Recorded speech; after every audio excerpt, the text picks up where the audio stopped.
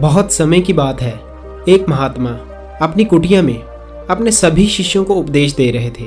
उनके सभी शिष्य महात्मा की बातों को ध्यान से सुन रहे थे, परंतु उनके सभी शिष्यों में से एक शिष्य को प्रश्न पूछने की बहुत आदत थी। तभी वह आगे आकर महात्मा से कहता है, हे महात्मा, क्या अन्नदान असीम पुण्यदायी होता है?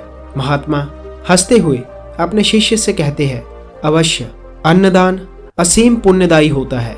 इसी संदर्भ में मैं तुम्हें एक कथा सुनाता हूँ। एक लकड़हारा पूरे दिन लकड़ियां काटता, किंतु इतने कठोर परिश्रम के बावजूद उसे आधा पेट भोजन ही मिल पाता था। एक दिन उसकी मुलाकात एक फकीर से हुई। लकड़हारे ने उसे अपनी व्यथा सुनाते हुए कहा, बाबा, मैं चाहता हूं कि जब भी आपकी खुदा से मुलाकात हो, मेरी फरियाद उसके सामने रखें और मेरे कष्ट का कारण पूछें। कुछ दिन बाद उसे वह फकीर फिर मिला। लकड़हारे ने उसे अपनी फरियाद की याद दिलाई तो उसने कहा, अल्लाह ने बताया कि तुम्हारी उम्र 60 साल है और तुम्हारे भाग्य में पूरे जीवन के लिए सिर्फ 5 बोरी अनाज है, इसलिए वह तुम्हें थोड़ा थोड़ा अनाज देता है। लकड़हारे ने कहा, बाबा, अब जब भी अल्लाह से आपकी बात हो तो मेरी ये फरियाद उन तक पहुंचाना कि वह मेरे जीवन का सारा अनाज एक साथ दे दे, ताकि कम से कम एक दिन तो मैं भरपेट भोजन कर सकूं।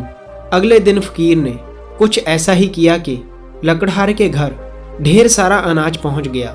लकड़हारा समझा कि अल्लाह ने उसकी फरियाद कबूल कर ली, उसे उसका सारा हिस्सा भेज दिया। उसने कल की चिंता किए बिना पूरे अनाज का भोजन बनाकर फकीरों और भूखों को खिलाया और खुद भी भरपेट खाया। अगली सुबह उतना ही अनाज उसके घर पर फिर पहुंच गया। उसने फिर गरीबों को खिला दिया। ये सिलसिला चल पड़ा। कुछ दिन बाद वह फकीर फिर लकड़हारे को मिला तो लकड़हारे ने कहा, बाबा, आप तो कहते थे कि मेरे जीवन में सिर्फ 5 बोरी अनाज है, लेकिन अब तो रोज मेरे घर पर 5 बोरी अनाज आ जाता है।